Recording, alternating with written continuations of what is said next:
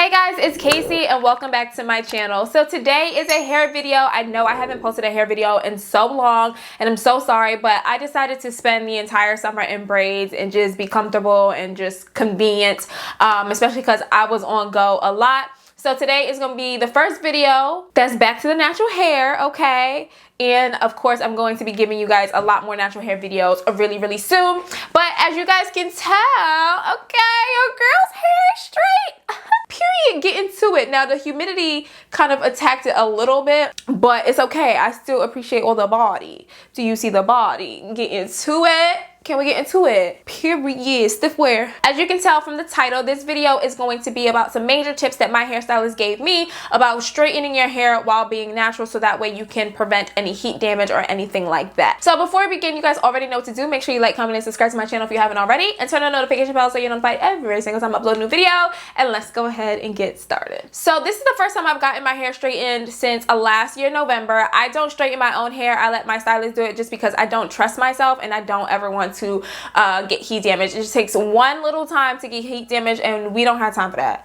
No, absolutely not happening. So when I got my hair straightened today, I asked her for some tips and I want to share them with you guys in case you are about to straighten your own hair. I know with the colder months already approaching, it is October 1st when I'm filming this.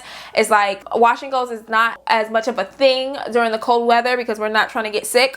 So a lot of you guys might want to straighten your hair, so I feel like this video will be perfect for you. So tip number one is to make sure you prep properly. And what does that entail? That means cleansing and deep conditioning your hair at least the week before you're going to straighten it, as well as the night before or day of. You want to make sure your hair is as healthy as it possibly can be, as clean as it is, that there's not a bunch of like product buildup, and your hair is really soft and hydrated. So you also want to use a creamy leave-in conditioner when you're about to straighten it, because you want your hair to be very soft and hydrated.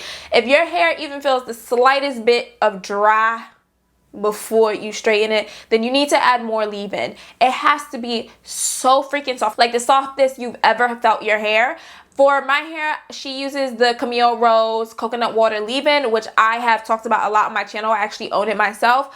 And you just want to really lather your hair up with that before you proceed to straighten it. To go hand in hand with the whole prepping process, of course you want to use a heat protectant, but I don't want you guys to think just because you applied a heat protectant you did everything properly. You still have to do the deep conditioning and the creamy leave-in. The heat protectant is just going to add on to protecting your curls. You know what I'm saying? It's not going to do all the work for you. You still have to use a good cleanser as well as a deep conditioner the day of. So after you finish prepping your hair and you've washed it and applied your deep conditioner and your heat protectant, you want to go in with a blow dryer with a comb attachment, because you want the blow dryer to do most of the work, not the flat iron. So you want to go in and straighten your hair as much as you possibly can with the blower, but don't hold the blow dryer in one spot. Just comb through it with that blow dryer. Make sure your hair is feeling really soft when you're doing this blow drying process. If it doesn't, that's when you want to go ahead and add more leave-in conditioner. The reason why you want to get your hair as straight as possible with the blow dryer is so that way when you go in with the flat iron,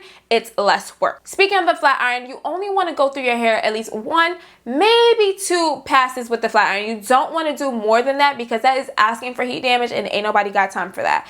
Set your flat iron to 375 degrees, maximum like 415. You don't want to do anything higher than that, and just one time. And this is why, back to what I was saying before, if the blow dryer had did most of the work with getting your hair straightened, the flat iron process should be easy. Now for my naturalistas, I wouldn't recommend you do this more than once a month. Even that's pushing it. As you can see, I straighten my hair like once a year. This is like a sure way that I am not going to get heat damage, because if you keep flat ironing your hair over and over again, that's just asking for it. And I don't want that for you guys, because nothing is more stressful than heat damage. There's no fixing it other than cutting your hair. Once your hair is styled, do not flat iron again. The way you want to preserve it at night is you want to wrap your hair. You could do like the, like the Dominican wrap, like with the pinches and all that stuff. You could do that. Or you can put it in pin curls, whatever works for you. But don't go in with the flat iron again.